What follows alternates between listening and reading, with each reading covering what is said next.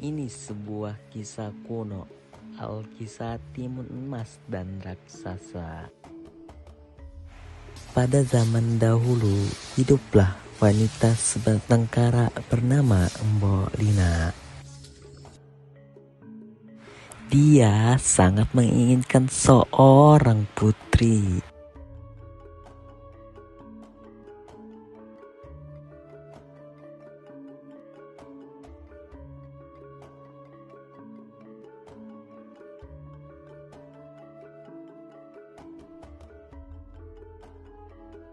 Suatu hari, Mbok Lina kelelahan ketika mencari kayu bakar. Syah dan Mbok Lina pun bersemayam di sebuah pendopo kecil.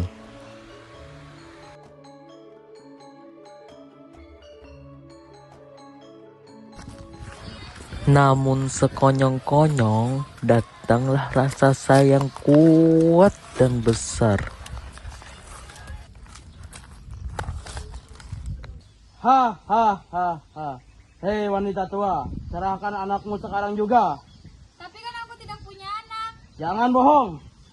Kalau kamu mau, makan saja aku. Hah, makan kamu? Syah dan raksasa itu memberi sebuah biji timun kepada Mbok Lina. Konon, jika sudah tumbuh, timun itu akan tumbuh berwarna emas. Jika sudah masak, di dalam timun emas itu akan muncul seorang putri. Rawatlah dia dan beri makan dengan cukup agar dia tumbuh sehat. Saat dia berumur 6 tahun, aku akan datang dan menagih putri itu.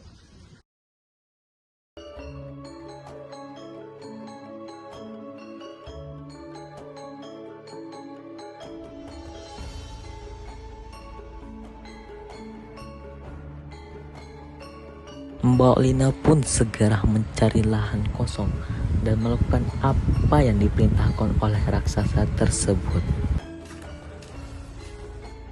yaitu menanam biji-biji timun itu tersebut.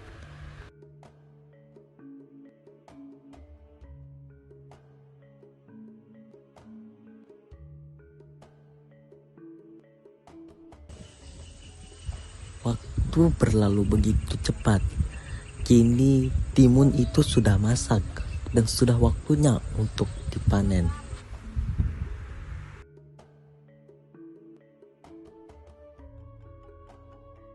Betapa terkejut dan harunya Mbok Lina ketika mendapati seorang putri yang memiliki paras cantik dari dalam timun emas tersebut.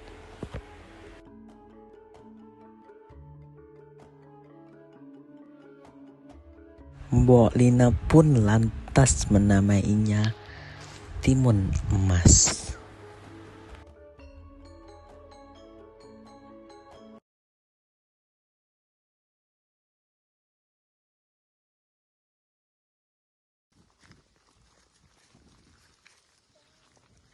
Bapak-bapak, ibu-ibu, lihat itu. Hei, Mbok Lina, dari mana kamu mendapatkan anak itu? Tidak mungkin kamu melahirkannya. Suami saja tidak punya. Jangan-jangan hamil di luar nikah. Harta seperti ini mana bisa? Biarkan saja, tidak ada gunanya mengurus hidup orang lain. Iya.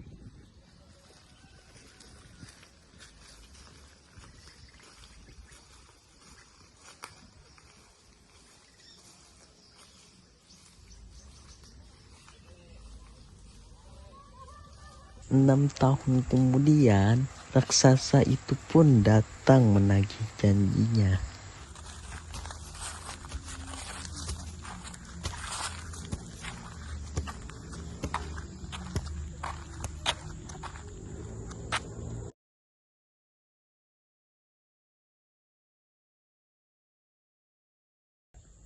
Ha ha ha.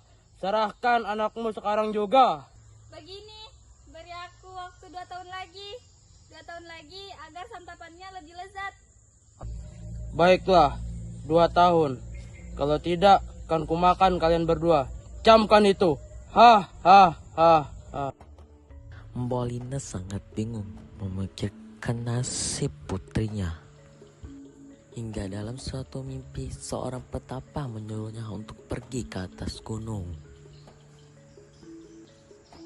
Mbok Lina akhirnya pergi mengikuti kata pepatah itu dan bertemu dengan suatu kiai. Permisi, Kiai. Iya, ada apa? Maaf, Kiai. Maksud kedatangan saya ke sini ingin meminta bantuan kepada Kiai. Bantuan apa, Du? Ini Kiai, saya mempunyai seorang anak bernama Timun Mas. Dan anak tersebut akan dijadikan santapan raksasa besar. Saya tidak ingin anak saya menjadi santapan raksasa. Saya sangat sayang pada putriku itu, Kiai. Saya harap Kiai bisa membantu saya.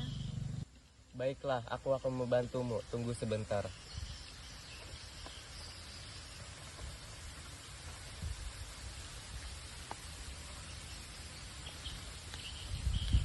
Berikan ini kepada anakmu. Bungkusan ini berisi biji-bijian. Suruh anakmu untuk menaburkan ini kepada raksasa jika raksasa itu mengejarnya kembali. Iya, terima kasih Kiai. Kalau begitu saya pamit.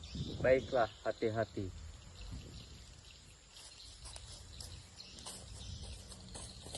Setelah itu, Mbok Lina memberi bungkus kepada anaknya, yang dimana berisi biji-bijian.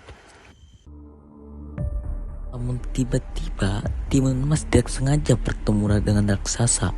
Lantas Timun Mas segera menyelamatkan diri dengan cara melempar suatu biji-bijian yang telah diberikan kepada ibunya.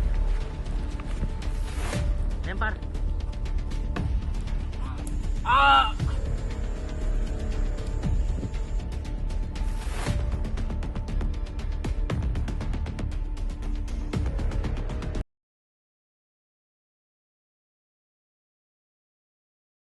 Dan raksasa itu pun akhirnya tumbang.